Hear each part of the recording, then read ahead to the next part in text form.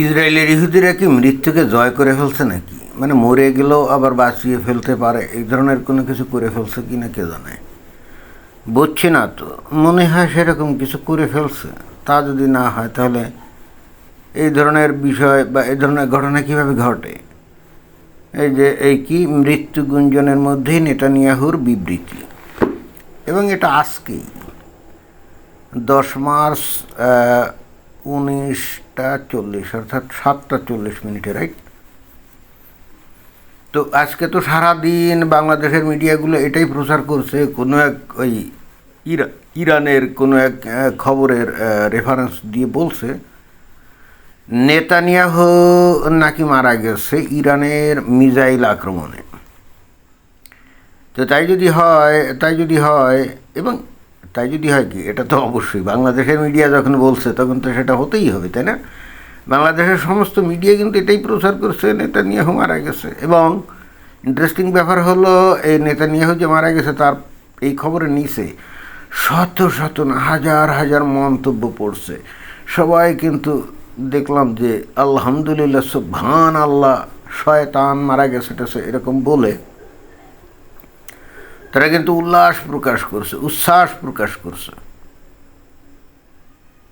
এখন হঠাৎ করে আবার একবার বাংলাদেশ সন্ধ্যার সময়, না 7টা 40, মানে তো কত অনেক, মানে সন্ধ্যার পরে নেতানিয়াহু আবার সংবাদ সম্মেলন করে আবার ঘোষণা দিয়েছে ইরানে তাদের মিশন এখনো শেষ হয় নাই এবং এই অভিযান চলবে যতক্ষণ পর্যন্ত তাদের টার্গেট ফুলফিল না হবে। তাহলে এর দ্বারা কি বোঝা যায় যে ইরানের বলছি, এই ইসরায়েলের এই নেতানিয়াহু বা ইসরায়েলের বিজ্ঞানীরা মনে হয় এমন ধরনের কোনো কিছু আবিষ্কার করছে যাতে করে কেউ মারা গেলে তাকে আবার বাঁচিয়ে তুলতে পারে। তা যদি না হয় তাহলে এটা কিভাবে সম্ভব? বাংলাদেশের মিডিয়া যখন বলছে যে নেতানিয়াহু মারা গেছে, তো মারা গেছে, আমরা তো এটাই বিশ্বাস করছিলাম নাকি? তো সেই একই নেতানিয়াহু আবার সন্ধ্যার সময় এসে সংবাদ সম্মেলন করে আবার ইরানের বিরুদ্ধে হুঁশিয়ারি দেয়। তাহলে এটা কি প্রমাণ করে? এটা তো প্রমাণ করে যে ইসরায়েলের বিজ্ঞানীরা এমন টেকনোলজি আবিষ্কার করছে বা কৌশল আবিষ্কার করছে, মৃত মানুষকে তারা জীবিত করতে পারে নাকি? তাছাড়া তো ভাই এটা তো কোনোভাবেই সম্ভব না। এই হলো বর্তমান অবস্থা। বাংলাদেশের মিডিয়া তো নেতানিয়াহুকে মেরে ফেলছে, বাংলাদেশের সিংহভাগ মানুষ এটা বিশ্বাসও করছে। এখন বাংলাদেশের মিডিয়া কি বলবে জানেন? ওই নেতানিয়াহুর মতো দেখতে অন্য একজন এনে সামনে হাজির করিয়েছে, করে তার মধ্য দিয়ে কথাটা তো বলে মানে ইসরায়েল ভাব নিচ্ছে যে নেতানিয়াহু মারা যায় না। আমার ধারণা এটা এখন বলবে যে নেতানিয়াহুর কোনো এক ডুপ্লিকেট এসে এখন নেতানিয়াহুর পক্ষে কথা বলছে বা নেতানিয়াহু সাজছে।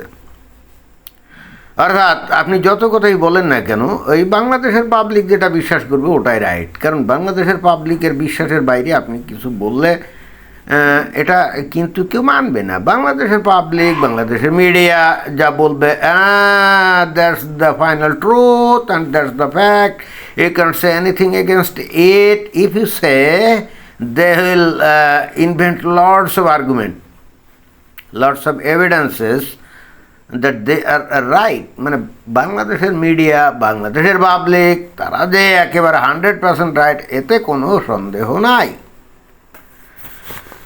এখন আমি চিন্তা করছি যে এই নেতানিয়াহু তো মারা গেছিল, এখন ইহুদিরা মারা গেলে ওরা কি বেহেশতে যাবে না দোজখে যাবে তাও তো জানি না। তৌরাত কিতাব পড়ছি, ওখানে মরে গেলে কীভাবে বা কী বৃত্তান্ত, তাদের তো ওই ধরনের কোনো কিছু নাই। আপনারা মানে আমি এটা খুবই আশ্চর্য হয়েছি যে এই ইহুদিদের যে ধর্ম, যেটা জুডাইজম, তো ওদের ধর্মটা পুরোপুরি তো তোরা কিতাবের উপরে ভিত্তি করে, তাই না? তোরা কিতাব যদি আপনি পড়েন, আমি তো পড়ছি, ভালো করে পড়ছি, ওখানে কিন্তু মরে গেলে কোনো ফাইনাল জাজমেন্ট হবে, বিচার আচার হবে, তারপরে মনে করেন যে বেহেশতে যাবে, ওই কুমারী নারীদের সাথে যৌন সঙ্গমের সুযোগ পাবে, এই ধরনের কোনো কিছুই নেই। মানে মরে যাওয়ার পরে কি হবে না হবে এগুলো সম্পর্কে কোনো বক্তব্যই নেই। ওদের যাবতীয় বিষয় হলো ইহজাগতিক, ওদের ধর্মের যাবতীয় বিষয়গুলো হলো ইহজাগতিক। ওই মুসা নবীকে বলছিল, এই তোমার কমকে নিয়ে তুমি ওই যেখানে এখন বর্তমানে ইসরায়েল রাষ্ট্রটা, তো ওখানে যাও, গিয়ে ওটা দখল করো এবং ওখানে গিয়ে তোমরা একটা রাজ্য স্থাপন করো, ব্যাস ওই পর্যন্তই। এবং সেটা তারা করছিল।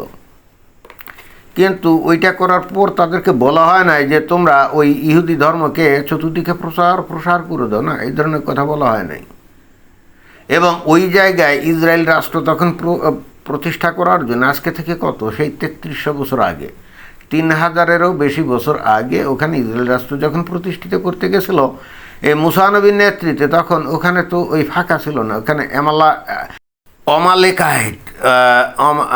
অমালেকাইট নামে একটা জাতি ছিল। তো ওদেরকে পরাজিত করেই কিন্তু ওই জায়গায় তারা ওই ইসরায়েল রাষ্ট্র প্রতিষ্ঠা করে।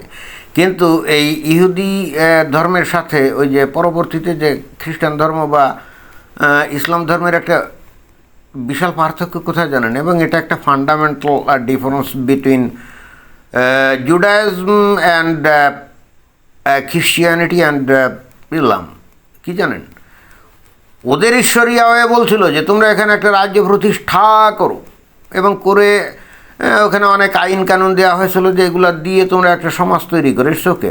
কিন্তু ওদেরকে বলা হয় নাই যে অতঃপর তোমরা তোমাদের ধর্ম চতুর্দিকে প্রচার করো, তোমরা তোমাদের ধর্ম চতুর্দিকে প্রচার করো, এই কথাটা কিন্তু কখনোই বলা হয় না। যেটা কিন্তু খ্রিস্টিয়ানিটি এবং ইসলামের ক্ষেত্রে বলা আছে। খ্রিস্টিয়ানিটিতে বলা আছে যে তোমরা তোমাদের ধর্মকে চতুর্দিকে প্রচার করো ভালোবেসে, মিষ্টি কথা দিয়ে, বুঝিয়ে শুনিয়ে। আর ইসলামের ক্ষেত্রে বিষয়টা হলো যে তোমরা তোমাদের ধর্ম প্রচার করো মিষ্টি কথা দিয়ে, মিষ্টি কথায় কাজ না হলে অস্ত্রঘাতী দিয়ে আক্রমণ করবে। And this is called jihad, and this is the fundamental difference between Judaism and Christianity, Judaism and Islam. আশা করি আপনারা বুঝতে পারছেন। অবশ্যই মুসা নবীর নেতৃত্বে যখন আমালেকাইটদেরকে পরাজিত করতে ওখানে গেছিল, তারপরে মুসা নবীর পক্ষে সেটা সম্ভব হয় নাই।